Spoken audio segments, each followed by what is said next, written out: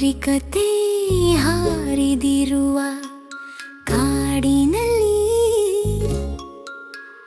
ಒಂದು ಛೋಟೆ ಎಂಬರ್ ಎಫಾಕ್ಸ್ ಭಯಭೀತ ನಯನಗಳೊಂದಿಗೆ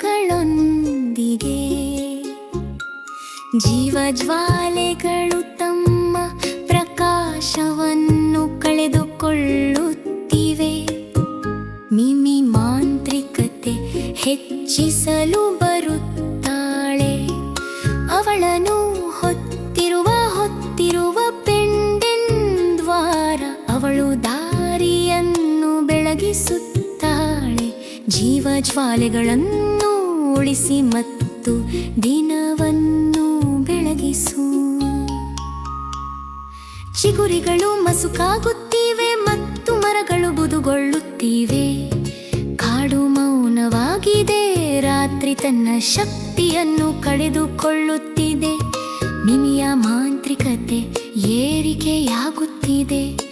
ಅವಳು ಚಿಕ್ಕ ನಕ್ಕಳನ್ನು ನಕ್ಷತ್ರಗಳಿಂದ ಕೂಡಿದ ಆಕಾಶದ ಕೆಳಗೆ ಮಾರ್ಗದರ್ಶನ ಮಾಡುತ್ತಿದೆ. ಅವಳು ಕಾಡನ್ನು ಹಾದು ಹೋಗುತ್ತಾಳೆ. ದಾರಿಯಷ್ಟು ತಿಷ್ಟ ಪ್ರಕಾಶವನ್ನು ಹಿಂದಿರುಗಿಸಿ ಅವುಗಳನ್ನು ಕತ್ತಲೆಗಳಿಂದ ಉಳಿಸಿ. ಮಿಮಿ ಮಿಮಿ ಆ ರೀತಿ ಪ್ರಭಾತವಾಗಿದ್ದ ಮಾಂತ್ರಿಕತೆ. ಅವಳು ಜೀವಜ್ವಾಲೆಗಳನ್ನು ಉಳಿಸಿ ಬೆಳಕು ತರುವುದು. ಅವಳ ಹೃದಯ ಪ್ರಕಾಶಿತವಾಗಿರುವ ಮೂಲಕ ಅವಳು ದಾರಿಯನ್ನು ಕಂಡುಹಿಡಿಯುತ್ತಾಳೆ. ಮಾಂತ್ರಿಕತೆಯನ್ನು ಪುನರುಜ್ಜೀವನಗೊಳಿಸಿ ದಿನವನ್ನು ಬೆಳಗಿಸು.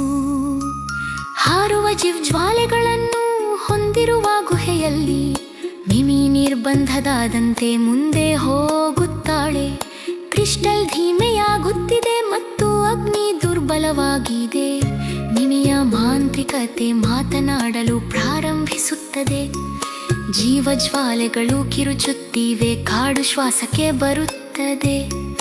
ಆದರೆ ಮಿಮಿಗೆ ಗೊತ್ತಿದೆ, ಮಾಂತ್ರಿಕತೆ ಯಾವಾಗಲೂ ಮರಣವಿಲ್ಲ.